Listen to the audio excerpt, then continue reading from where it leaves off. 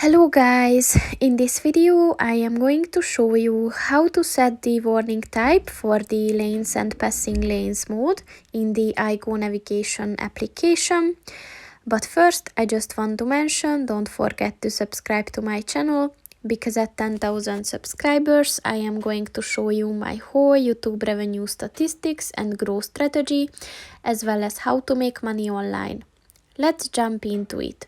First of all, open the application on your phone and then click on the three lines at the bottom of the page on the right, and then scroll down and click on the settings button, and then click on the warnings button, and then click on the road signs button.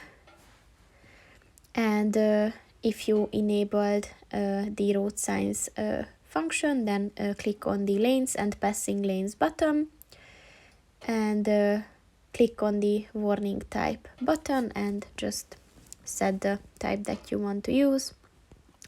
And that's pretty much it for this video, guys. See you in the next one. Goodbye.